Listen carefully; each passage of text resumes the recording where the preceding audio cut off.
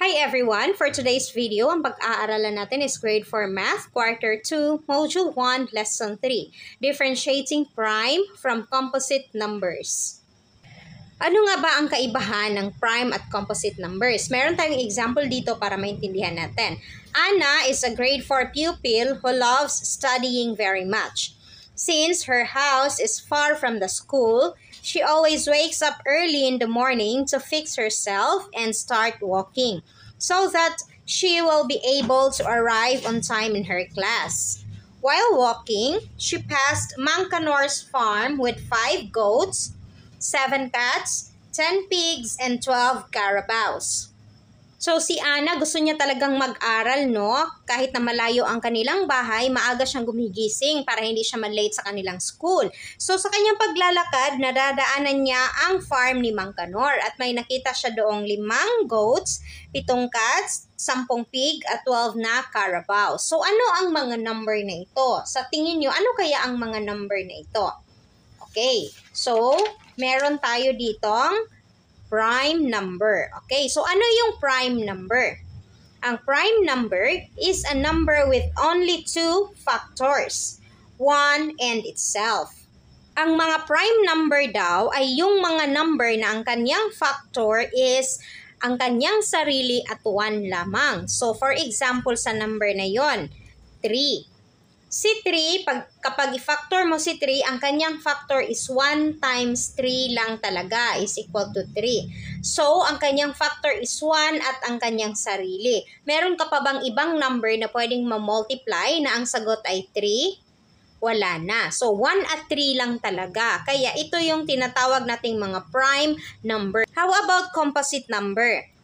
Composite number is a number with more than 2 factors. So, ito yung mga number na more than 2 ang kanilang factors. Okay. So, kung si 3 ay 1 at 3 lang ang kanyang factors, for example, si 6.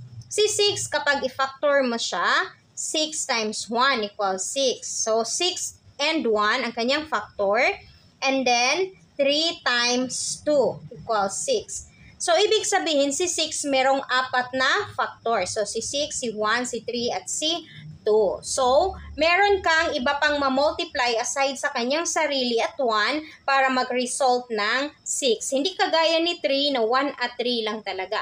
So, ito yung kaibahan ni prime number at ni composite number. Again, si prime number, tandaan mo na ang kanyang factor ay 1 at ang kanyang sarili lamang. Ang composite numbers is meron siyang more than 2 factors. Paano ba natin ma-differentiate si prime at si composite? So, meron tayo ditong paraan. Letter A, by constructing or drawing different arrays based on numbers of unit squares. Okay, so, gamit ang drawing or pag-construct natin. So, for example, si 3. Si 3, meron tayo ditong isang rectangle, Meron tayong isang rectangle. Ngayon, ang isang rectangle, hatiin natin sa 3. So, 1, 2, 3. Ayan. So, 1, 2, 3. Okay. So, meron tayong isang rectangle, hinati natin sa 3. So, ibig sabihin, si 3 is meron lang siyang 1 at 3 na factor. Base doon sa nakita ni Ana, so nakakita siya ng 5 na goats, 7 na cats, 10 na pigs, at 12 na carabaos. So ngayon is i-draw natin siya para makita natin ang kaibahan ng composite at ng prime. So ang 5, ilang number of rectangle ang 5 meron tayo? I-drawing muna natin si 5. So ipagpalagay natin na meron tayong isang rectangle. Okay, so meron tayong isang rectangle. Hatiin natin siya sa 5. So, 1, 2, 3, 4, 5. 1, 2, 3, 4, 5. Okay, so meron tayong isang rectangle, tapos meron tayong 5 squares. So, ibig sabihin, ilang rectangle meron tayo? Isa. At ilang square meron tayo? 5. So, ibig sabihin, ang kanyang factor is 1 times 5 lang talaga. So, wala nang ibang number na pwedeng ma-multiply para mag-result into 5. So, isa lang talaga, isa, tapos hinati mo lang siya sa 5. Another example, si 7. So, si 7, maglalagay tayo ng isang rectangle. Okay, so isang rectangle, hahatiin natin sa 7. So, 1, 2, 3, 4, 5, 6, 1, 2, 3, 4, 5, 6, 7. So, isang rectangle, tapos 1, 2, 3, 4, 5, 6, 7 na square. Okay. So, ito lang talaga ang factor ni 7. 1 times 7. Wala nang ibang number na pwedeng ma-multiply para mag-result into 7. So, isang array lang talaga ang kay 7. Si 10 naman. Si 10 is mag-drawing tayo ng isang rectangle. Hatiin natin sa 10. So, 1, 2, 3, 4, 5. 1, 2, 3, 4, 5. 1, 2, 3, 4, 5, 6, 7, 8, 9, 10. Okay. So, isang rectangle multiplied sa 10 square. So, 1 times 10. So, meron tayong isang array. So, ngayon, meron pa tayong pwedeng ma-multiply. Okay. So, pwede pa tayong gumawa ng dalawang tiglilimang squares. Ayan. So, 1, 2, 3, 4. 1, 2, 3, 4, 5.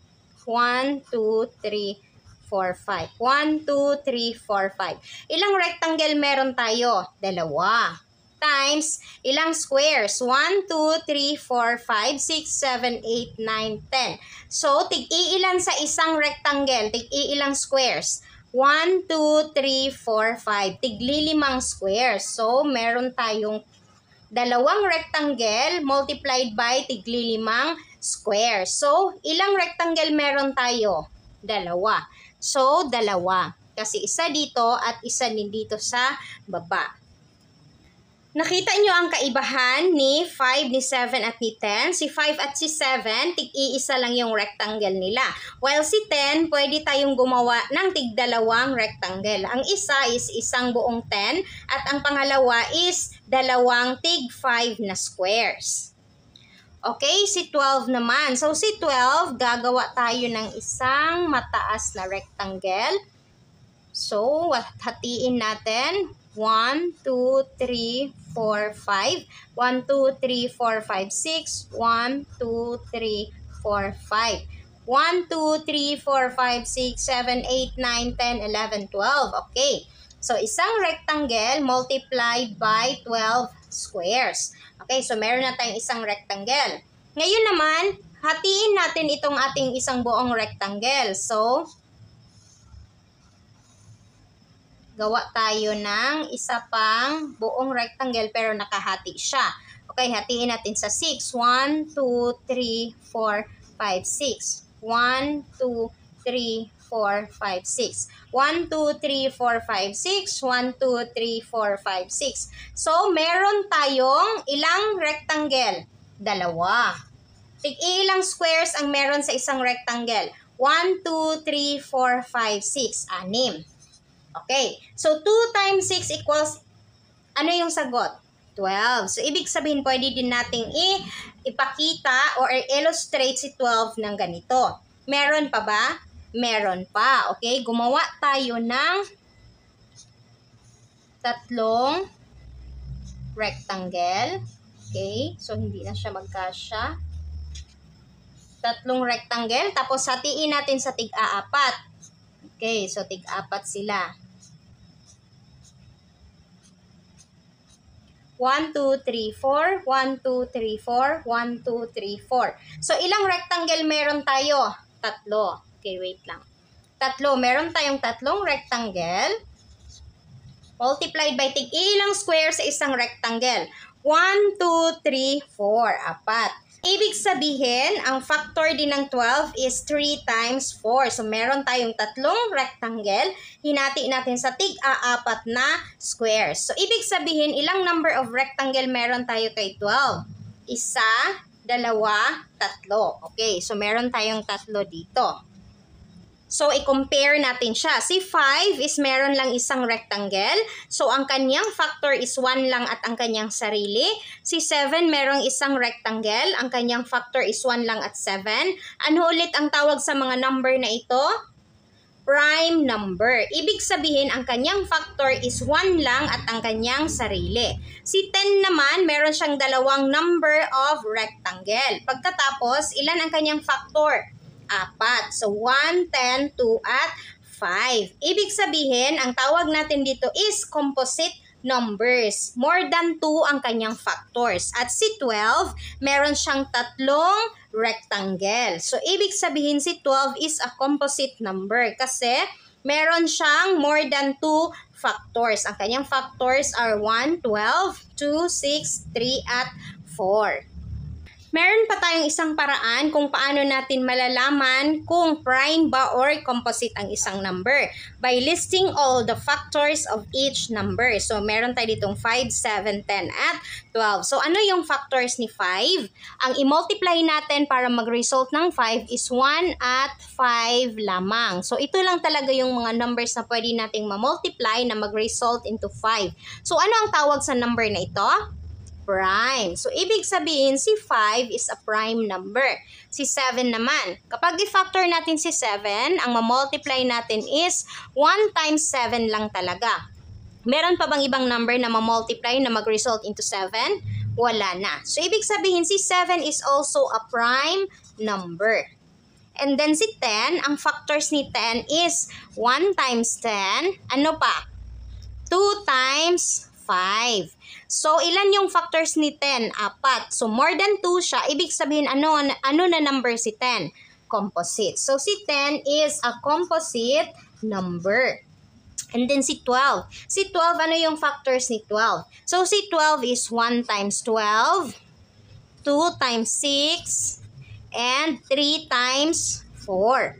So, marami ang factors ni 12. Ibig sabihin, si 12 is a composite number. Ayan.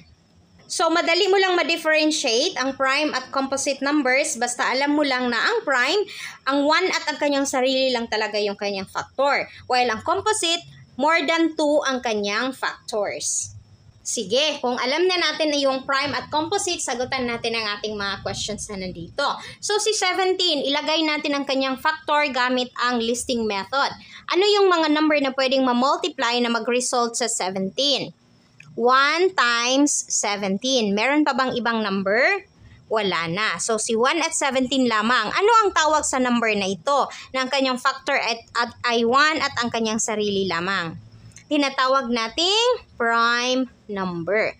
Number 2, si 18. Si 18, kapag i-factor natin, ano yung ma-multiply natin na mag-result into 18? 1 times 18. Sa 2, meron ba? 2 times 9. Kasi 2 times 9 is equal to 18. Meron pa ba sa 3? Meron? Meron. Kasi 3 times 6 is equal to 18. Sa 4, meron ba? Wala. So, ibig sabihin, ito lang yung mga factors ni 18. So, marami siyang factors. Ano ang number na ito? Composite number. Kasi marami siyang factors. More than 2 ang kanyang factors. Si 28 naman, i-factor natin si 28. Si 28 is 1 times 28. Ano pa? Sa 2, ano yung pwedeng ma-multiply sa 2 na mag-result into 28? 2 times 14. Sa 3, meron ba tayong ma-multiply na mag-result into 28? Wala. Sa 4, meron ba tayong ma-multiply na mag-result into 28? Meron, si 7. So, 4 times 7 equals 28. Sa 5, meron ba? Wala na. So, ibig sabihin, si 28 is a composite numbers kasi marami siyang or more than 2 ang kanyang factors. So, si 11, ano yung ma-multiply natin na mag-result into 11? 1 times 11. Meron pa bang ibang number na ma-multiply na mag-result sa 11? Wala na. So, ibig sabihin, si 11 is a prime number. O, ganito lang kadali mag-differentiate ng prime at composite numbers. Sana naintindihan nyo kung ano yung prime numbers at kung ano yung composite numbers. See you on our next lesson. Bye!